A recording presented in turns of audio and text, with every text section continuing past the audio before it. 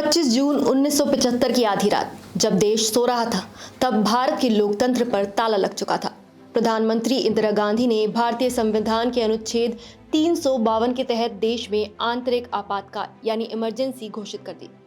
राष्ट्रपति फखरुद्दीन अली अहमद ने 25 जून की रात को ही आपातकाल की घोषणा पर दस्तखत कर दिए। ये इमरजेंसी 21 महीनों तक लागू रही।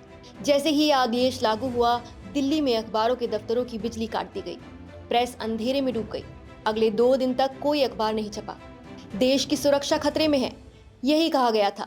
इंदिरा गांधी ने आपातकाल को देश हित में उठाया गया कदम बताया और इसके पीछे 3 वजहें गिनाई। पहली वजह थी जेपी आंदोलन के कारण भारत की सुरक्षा और लोकतंत्र को खतरा। दूसरा कहा गया कि तेज आर्थिक विकास और गरीबों के उत्थान के लिए सख्ती जरूरी है। और तीसरा, विदेशी ताकतों से हस्तक्षेप का अंदेशा जताया गया जो देश को अस्थिर कर सकती थी। लेकिन इसके पीछे असली वजह बताई जाती है राजनीतिक संकट और खुद इंदिरा गांधी की सत्ता पर मंडराता खतरा। इमरजेंसी के कुछ ही दिन पहले इलाहाबाद हाई कोर्ट ने इंदिरा गांधी को चुनावी भ्रष्टाचार का दोषी ठहराया था और उनका लोकसभा चुनाव रद्द कर दिया गया था। साथ ही उन पर 6 साल तक चुनाव लड़ने पर रोक लगा दी गई थी। देश भर में छात्र आंदोलन तेज हो चुके थे। जेपी आंदोलन यानी जयप्रकाश नारायण के नेतृत्व में सड़कें भर गई थीं। इसी दबाव और सत्ता के खिसकते जनाधार से घबराकर इंदिरा गांधी ने लोकतंत्र पर विराम लगा दिया। देश भर में नेताओं की गिरफ्तारियां शुरू हो गईं। मोरारजी देसाई, अटल बिहारी वाजपेयी, लाल कृष्ण आडवाणी, ज्योति बसु जैसे विपक्षी नेता जेल भेज दिए गए। कुछ रिपोर्ट्स के मुताबिक 21 महीनों में 1.10 लाख से ज्यादा लोग गिरफ्तार हुए। अदालतें खामोश थी, प्रेस की आजादी खत्म हो गई थी। मीडिया ने इमरजेंसी के विरोध में अपने संपादकीय पन्ने खाली छोड़ दिए थे। वहीं कुछ ने सेंसरशिप के विरोध में खाली कॉलम छापे।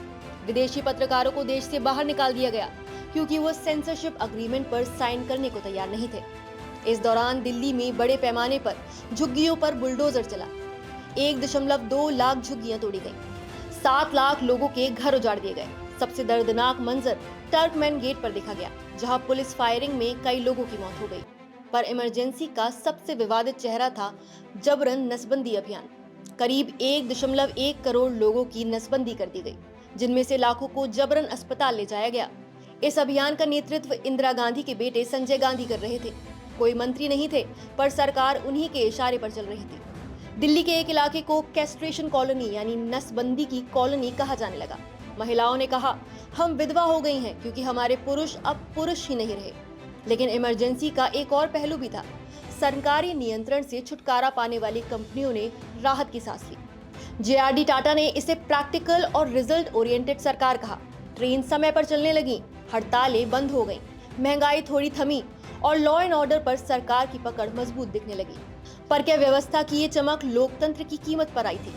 इतिहासकार रामचंद्र गुहा लिखते हैं, मध्य वर्ग ने विरोध नहीं किया क्योंकि उन्हें लगा कि सिस्टम अब ठीक से काम कर रहा है। लेकिन ये चुप्पी लोकतंत्र की हार थी। जेपी नारायण ने कहा था, ये संपूर्ण क्रांति की नहीं बल्कि लोकतंत्र की हत्या है। मार्च 1977 में इमरजेंसी खत्म हुई, चुनाव हुए और इंदिरा गांधी को सत्ता से हटना पड़ा। लेकिन लोकतंत्र पर यह काला धब्बा अब भी इतिहास में दर्ज है। 2021 में खुद राहुल गांधी ने अपनी दादी द्वारा इमरजेंसी लगाने के फैसले को गलत बताया और देश की जनता से माफी मांगी। इमरजेंसी कोई अतीत की कहानी नहीं है, ये लोकतंत्र की संवेदनशीलता का एक कड़वा सबक है।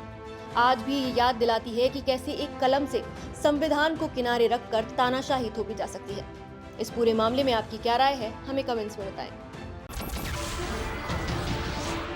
नमस्कार, मैं हूं मानक गुप्ता। अगर आपको हमारा ये वीडियो पसंद आया हो तो इसे लाइक और शेयर जरूर करें। और हाँ, हमें सब्सक्राइब और फॉलो करना ना भूलें ताकि आप देश और दुनिया की कोई खबर मिस ना करें। तो जुड़े रहिए हमारे साथ और देखते रहिए न्यूज़ 24।